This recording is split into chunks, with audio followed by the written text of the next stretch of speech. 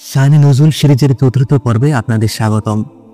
আজ আমরা কথা বলবো পবিত্র কোরআনের চতুর্থ সূরা সূরা আন-নিসা নিয়ে। নিসা শব্দের অর্থ নারী। কোরআনের এই সূরাটিতে নারীদের অধিকার, উত্তরাধিকার এবং পারিবারিক আইন নিয়ে এত বিস্তারিত আলোচনা করা হয়েছে যে এর নামকরণই করা হয়েছে নারীদের সূরা। এই সূরাটি মূলত উহুদ যুদ্ধের পরবর্তী সময় নাজিল হয়। উহুদ যুদ্ধে 70 জন সাহাবী শহীদ হওয়ার ফলে মদিনায় হঠাৎ করেই অসংখ্য নারী বিধবা হয়ে যান এবং অনেক শিশু এতিম হয়ে পড়ে।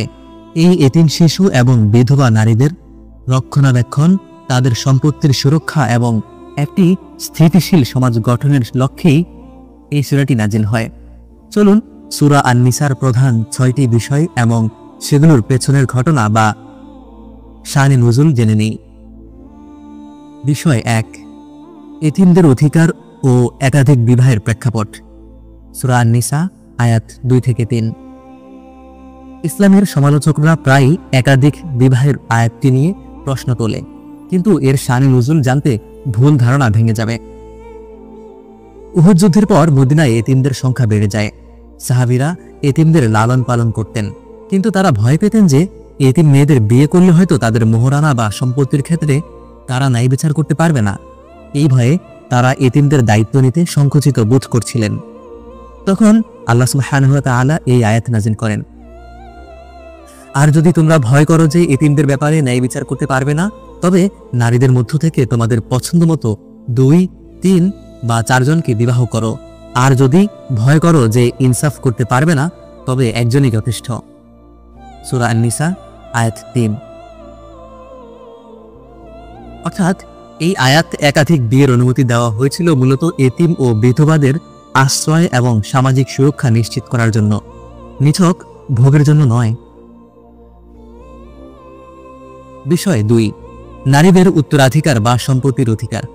সূরা আন-নিসা আয়াত 7 এবং 11 থেকে 12। ইসলামী শরীয়তের বৈপ্লবিক পরিবর্তনগুলোর একটি হলো উত্তরাধিকার আইন। জাহিলি যুগে নিয়ম ছিল, যারা যুদ্ধ করতে পারে না, অর্থাৎ নারী ও শিশু, তারা মৃত ব্যক্তির কোনো সম্পত্তির ভাগ পাবে না। সাদ ইবনে রাবি রাদিয়াল্লাহু তাআলা আনহু উহুদ যুদ্ধে শহীদ হন। তার মৃত্যুর পর তার ভাই এসে জাহিলি প্রথা অনুযায়ী সাদের সকল সম্পত্তি দখল করে নেয়। সাদের স্ত্রী এবং 2 কন্যা কিছুই পেল না। সাদের স্ত্রী রাসূলুল্লাহ সাল্লাল্লাহু আলাইহি ওয়াসাল্লাম এর কাছে এসে অভিযোগ করলেন। তখন আল্লাহ তাআলা জাহিলি প্রথা ভেঙে দিয়ে এই ঐতিহাসিক আয়াত নাজিল করলেন। পিতামাতা ও আত্মীয় স্বজনের রেখে যাওয়া সম্পত্তিতে পুরুষের যেমন অংশ আছে, তেমনি নারীদেরও অংশ আছে।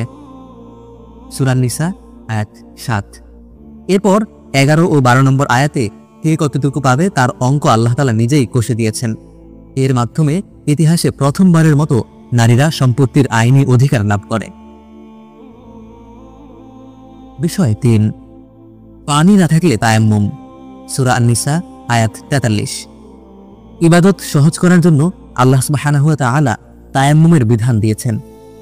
এক সফরে রাসূলুল্লাহ সাল্লাল্লাহু আলাইহি ওয়াসাল্লাম এবং সাহাবীরা এমন এক স্থানে যাত্রাবিরতি করলেন যেখানে পানি ছিল না।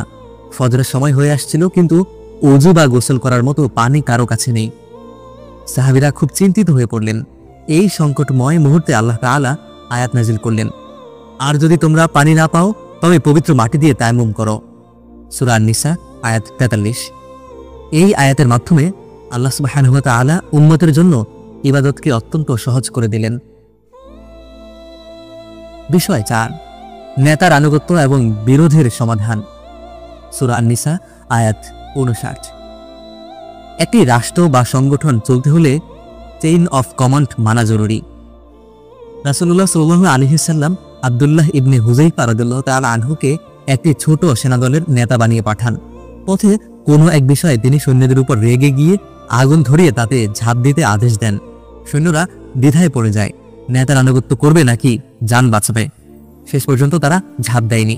ফিরে এসে রাসূলুল্লাহ সাল্লাল্লাহু আলাইহি ওয়াসাল্লামকে ঘটনাটি জানালে তিনি বলেন, পাপ কাজে কোনো আনুগত্য নেই। এই প্রেক্ষাপটে এবং নেতৃত্বের মূলনীতি ঠিক করতে আয়াত নাজিল হয়।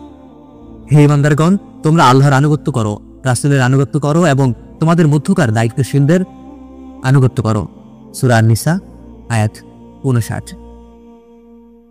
বিষয় 5, মুনাফিকদের দ্বিমুখী আচরণ। সূরা আন-নিসা আয়াত 60 থেকে 65। মদিনায় এমন কিছু মানুষ ছিল যারা মুখে মুসলমান দাবি করলেও অন্তরে ছিল মুনাফিক।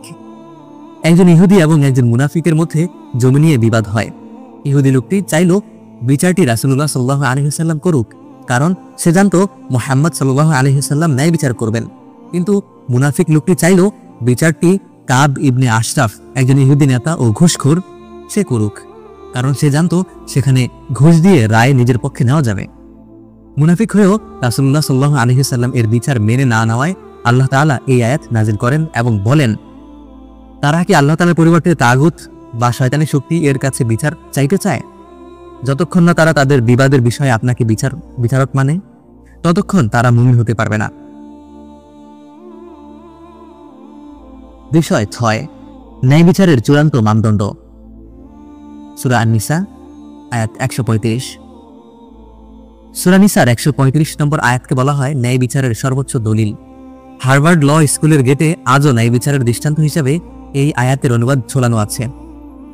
ধনী ও গরিবের বিচারে যাতে পক্ষপাত না হয় এবং আত্মীয় স্বজনের মায়ায় পড়ে যাতে কেউ মিথ্যা সাক্ষ্য না দেয়, সেই প্রেক্ষাপটে আল্লাহ তাআলা নির্দেশ দেন, হে ঈমানদারগণ, তোমরা ন্যায় বিচারের উপর অটল থাকো আল্লাহর সাক্ষী হিসেবে, যদিও তা তোমাদের নিজেদের অথবা পিতা মাতা ও আত্মীয় স্বজনের বিরুদ্ধে যায়। সূরা আন-নিসা আয়াত 135। অর্থাৎ নিজের ক্ষতি হলেও সত্য বলতে হবে, এটাই ইসলামের শিক্ষা। সুপ্রিয় দর্শক, সূরা আন-নিসা আমাদের সমাজ জীবনের মেরুদণ্ড। এতিমদের মাথায় হাত বুলানো, নারীদের সম্মান ও সম্পত্তির অধিকার দেওয়া এবং নিজের বিরুদ্ধে গিয়ে হলেও ন্যায় বিচার প্রতিষ্ঠা করা, এসবই এই সূরার শিক্ষা। উহুদ যুদ্ধের সেই কঠিন সময়ে নাজিল হওয়া এই সূরাটি আজও আমাদের পারিবারিক ও সামাজিক সমস্যা সমাধানের একমাত্র চাবিকাঠি। ইনশাআল্লাহ আগামী পর্বে আমরা আলোচনা করব সূরা আল মায়েদা নিয়ে, যেখানে হালাল হারাম খাবার এবং বিদায় হজের সেই ঐতিহাসিক ঘোষণা দিয়ে আলোচনা করা হবে। ভিডিওটি ভালো লাগলে লাইক ও শেয়ার করবেন। আল্লাহ তাআলা আমাদের কোরআনের বুঝ দান করুন, এই আশা নিয়েই ভিডিওটি শেষ করছি। আল্লাহ হাফেজ।